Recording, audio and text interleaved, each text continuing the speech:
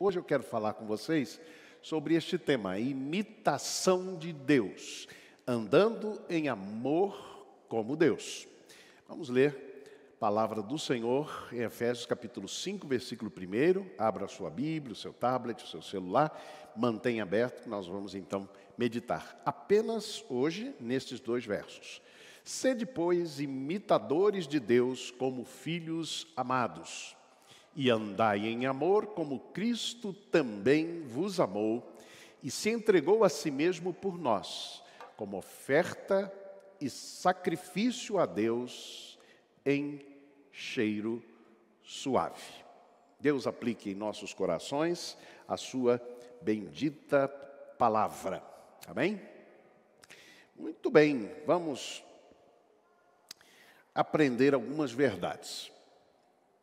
Fechando um pouco o resumo da carta de Paulo aos Efésios, capítulo 1 até o capítulo 3, Paulo fala sobre doutrina, a doutrina da salvação.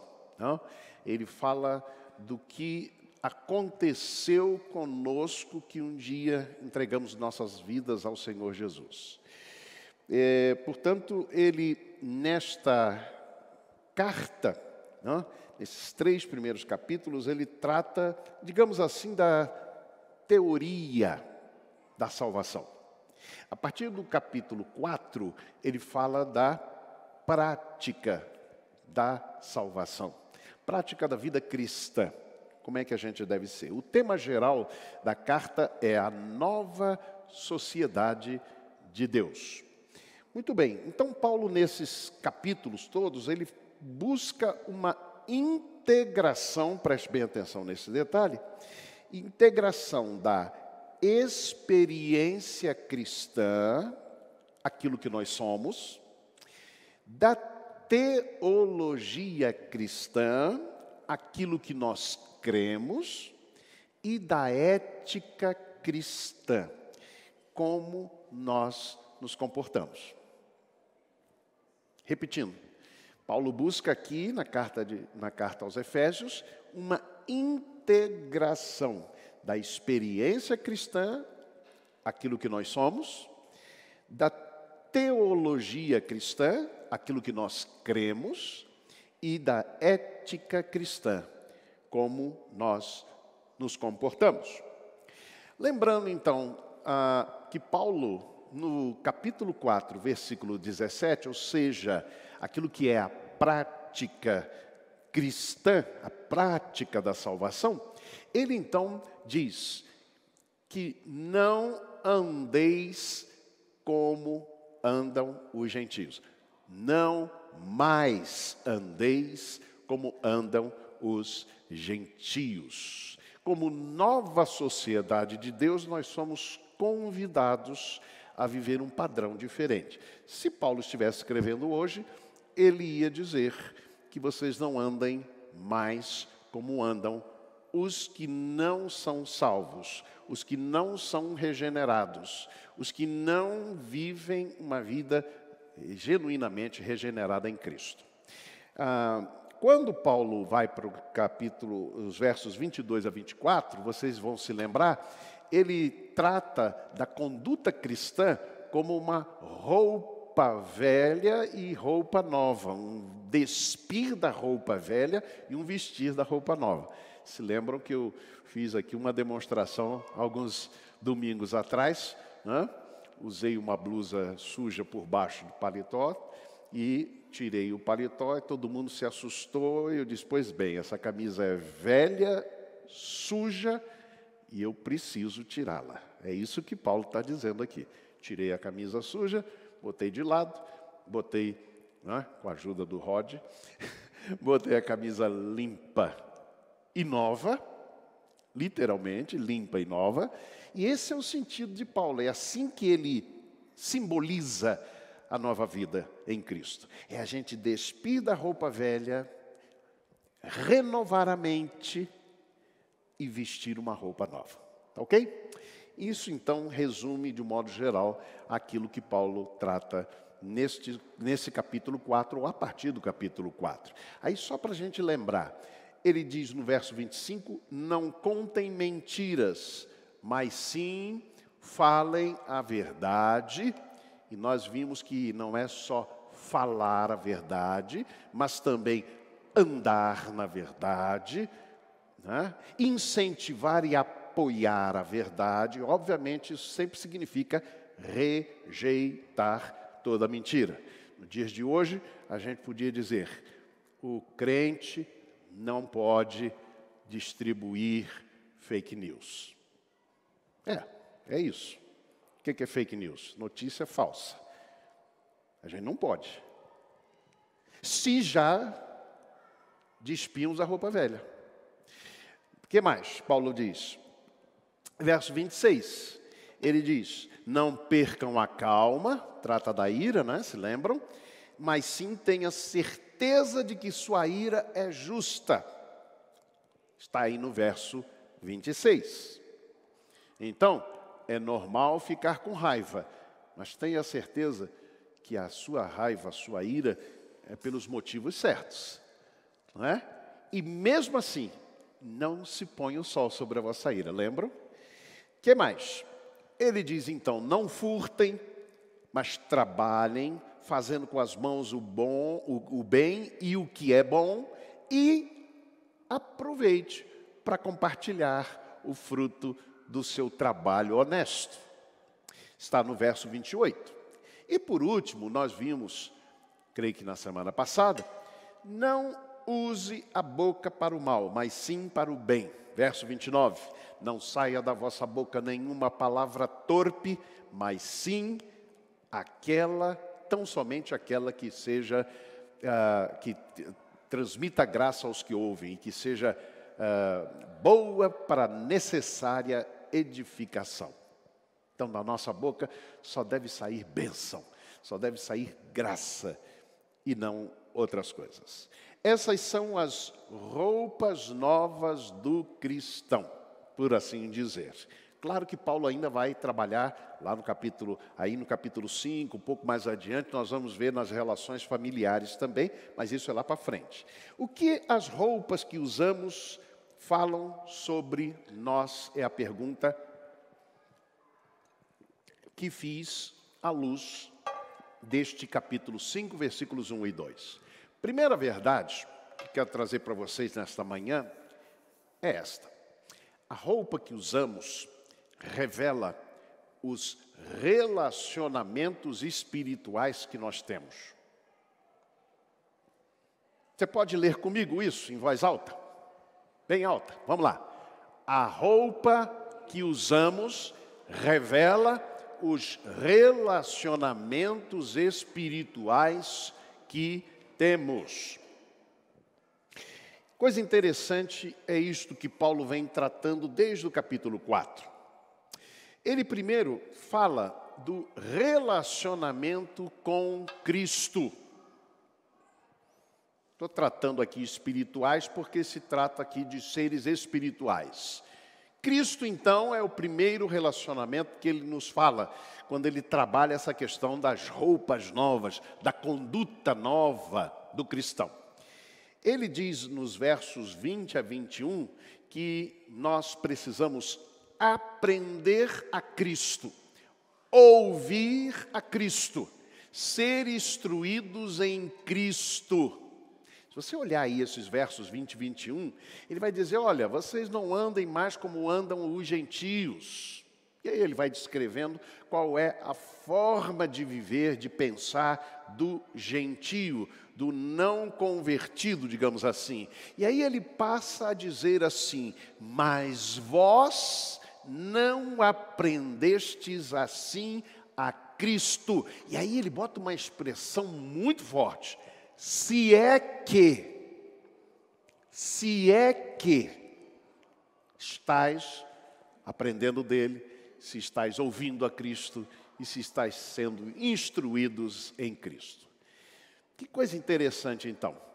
A roupa nova, se eu uso, ou a roupa que eu uso, se é nova ou velha, ela diz muito do meu relacionamento com Cristo. Segundo relacionamento, E aí já não é com Deus nem com a Trindade, é com o diabo.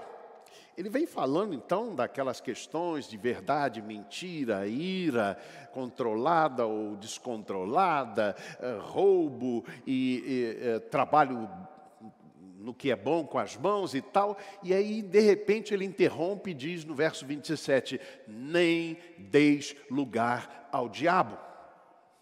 Ou seja, a roupa velha, ela diz muito de que como eu estou me relacionando com o tentador, com aquele que busca me separar de Deus e do caminho de Deus. Ou seja, a ira descontrolada, você está dando lugar ao diabo. A mentira, você está dando lugar ao diabo.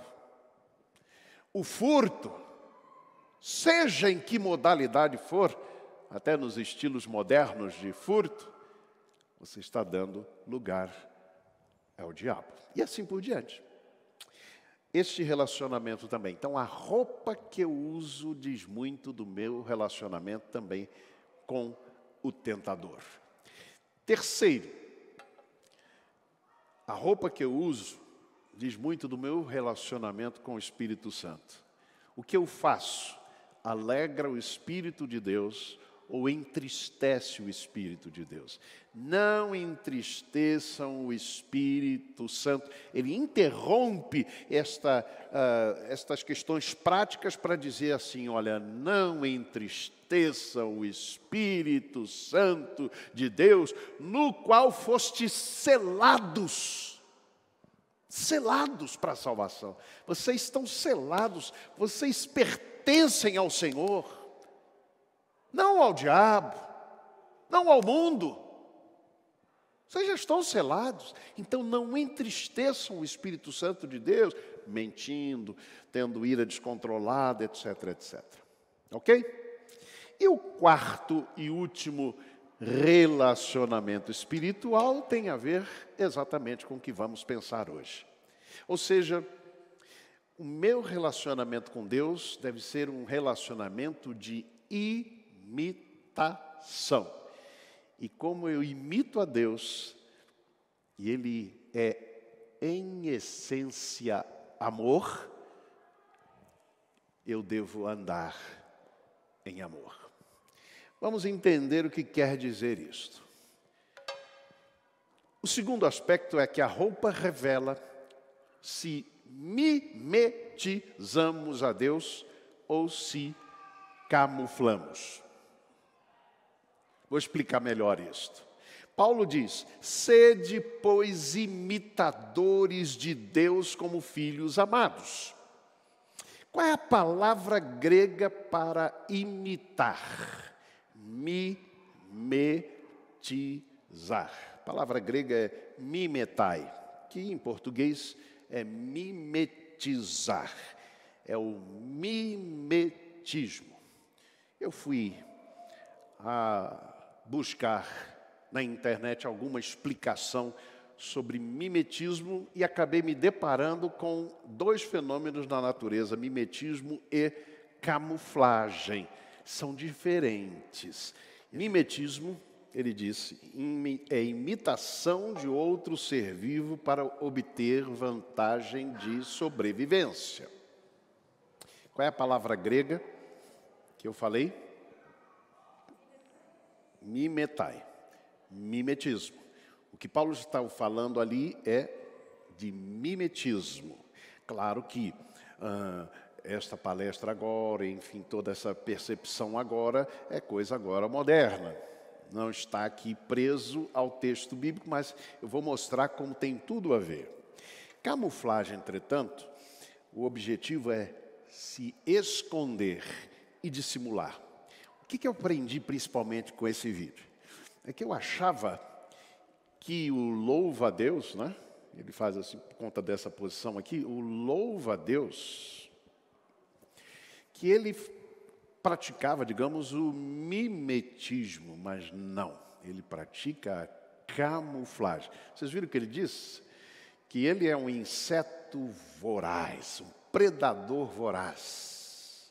Por isso se camufla, se esconde, para que os animais ou as presas dele não sejam ou não o reconheçam, não saibam quem ele é. Coisa muito interessante. Eu fiquei pensando nesta relação entre mimetismo e camuflagem, porque o que Paulo diz é que nós devemos mimetizar a Deus. E aqui a tradução diz imitar. Mas não é meramente imitar, no sentido de tentar reproduzir na vida exatamente aquelas coisas que nos assemelham a Deus. Não é uma questão de discurso, porque o mimetismo se dá pelo contato. É aí que se dá o mimetismo, né? Então, alguns destes insetos, talvez o camaleão, né, ao tomar contato com alguma coisa que tenha a cor, vocês viram que haviam vários camaleões ali, um marrom, outro verde, outro, né, mais parecido com as folhas, enfim. Ao tomar contato com o meio ambiente, ele assume aquelas cores. Mas o mimetismo é principalmente com outro ser vivo.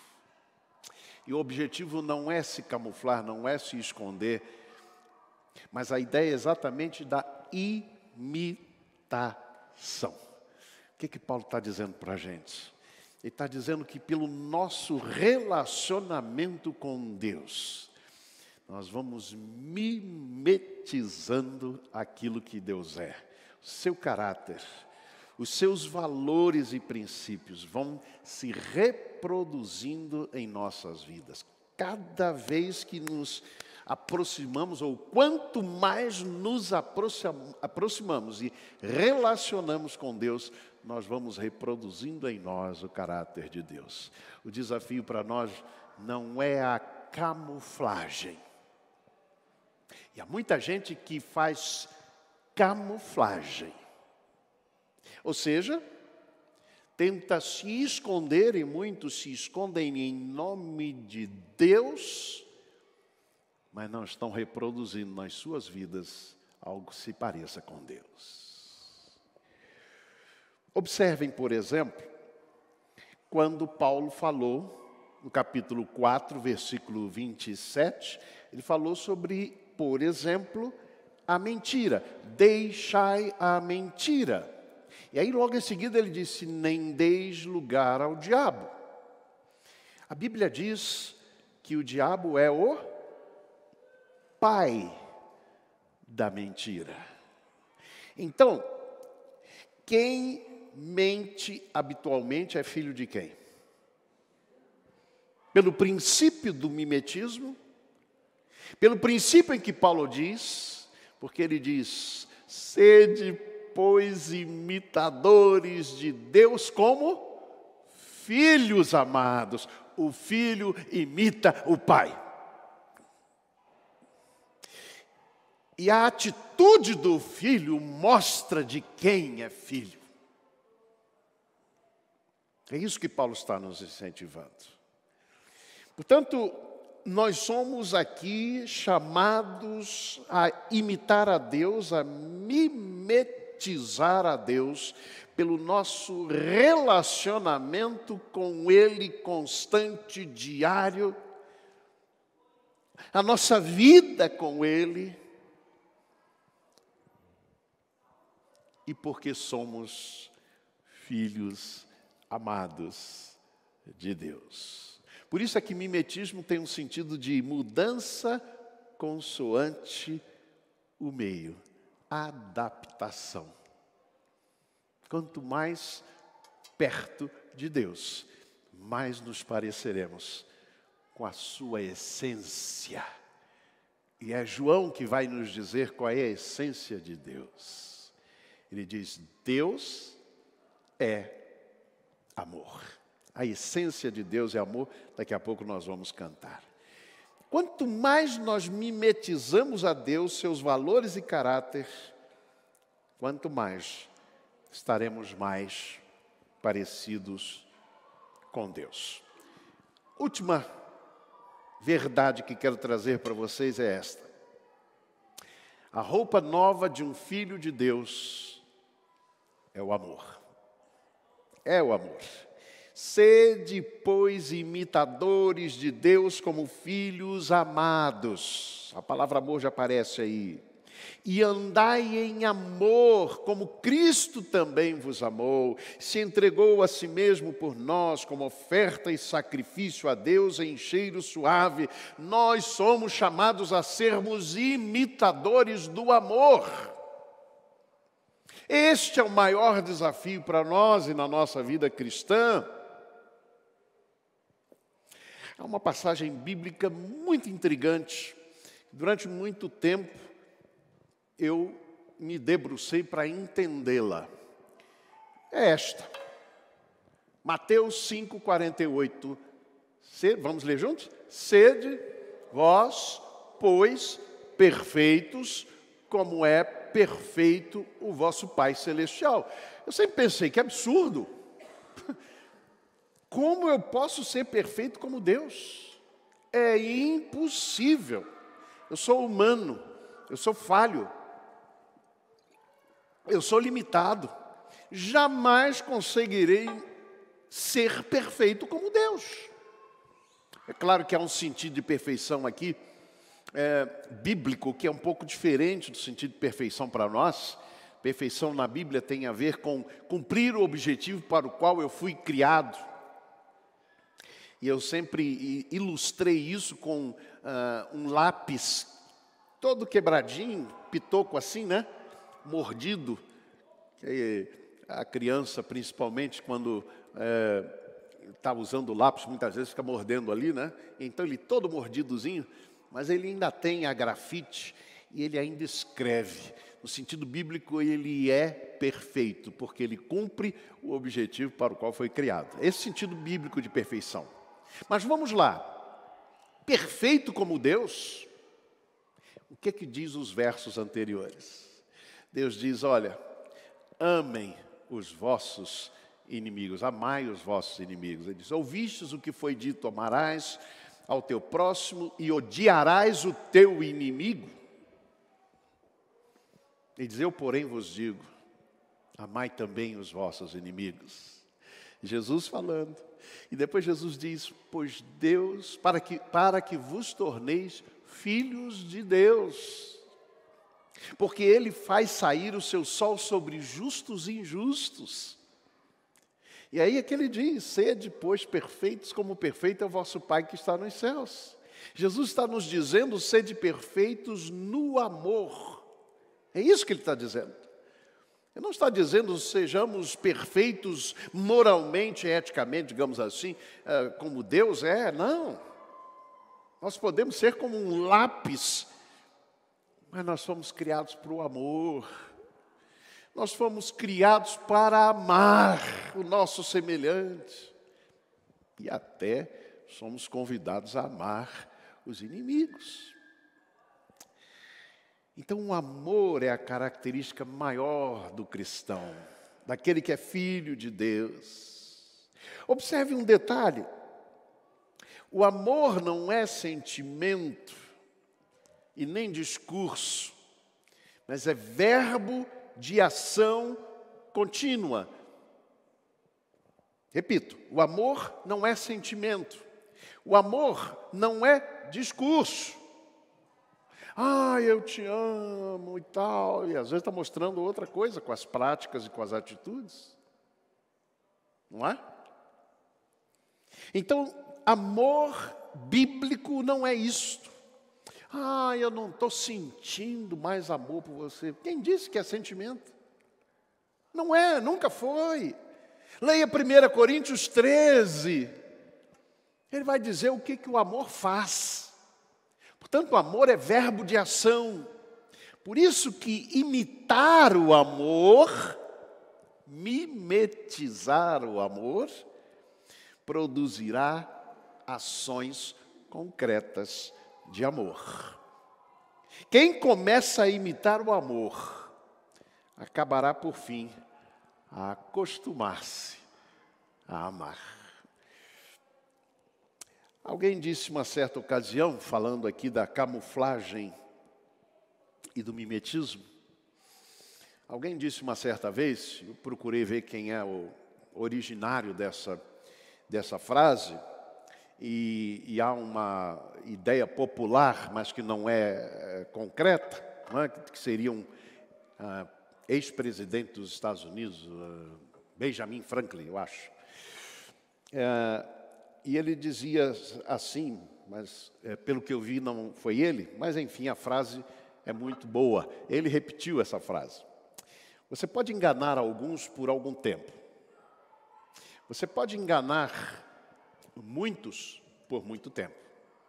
Mas você não pode enganar todos por todo o tempo. Nós mimetizamos a Deus ou nós estamos camuflados. O desafio de Paulo aos filhos de Deus é que imitem a Deus no seu andar de amor. David Livingstone foi missionário, era um médico que decidiu ir para a África, dedicou toda a sua vida lá. Ele nasceu na Escócia em 1813, morreu em 1873, quando ele morreu lá na África. E em sua mocidade, então, ele decidiu propagar o Evangelho, o cristianismo, na África. Estão animados. Uma verdade a gente tem que dizer, estão animados. E ele tomou então essa decisão. Médico, né? Foi para a África, ainda solteiro. Lá conheceu sua esposa, com quem se casou. E ele, enfim, percorreu o interior da África como médico, não é? Ajudou muita gente, pregou o Evangelho a muita gente, alcançou muita gente. E quando ele estava muito próximo de realizar um de seus sonhos, que era encontrar a nascente do rio Nilo, ele então faleceu. E as pessoas o encontraram onde? Ao lado da sua cama. Sua esposa já tinha falecido de febre lá na África, mas ele continuou lá. E ele foi encontrado em posição de oração ao lado da sua cama. Foi assim que ele morreu. Muitos anos depois, foi enterrado depois na Inglaterra, né? Enfim, muitos anos depois, alguns missionários resolveram voltar à África para continuar a obra de Livingstone. E quando eles chegaram lá, eles começaram a conversar com os nativos sobre Cristo. Começaram a pregar Cristo, falar de Cristo, etc. E os nativos disseram: espera aí, nós já conhecemos esse homem. Ele viveu aqui conosco. Ele viveu aqui, entre nós. Os missionários se espantaram. Vocês não estão entendendo, nós estamos falando de alguém que viveu há 2000 anos atrás. Eles disseram: não, este homem viveu entre nós. Estavam falando de David Livingstone. Ele mimetizou tanto a Cristo, que ele foi confundido com Jesus Cristo. Gente, é isso a que somos chamados. Se fomos salvos para que imitemos a Deus e a Jesus. Como filhos amados, que assim seja a nossa vida, que assim vivamos também nós.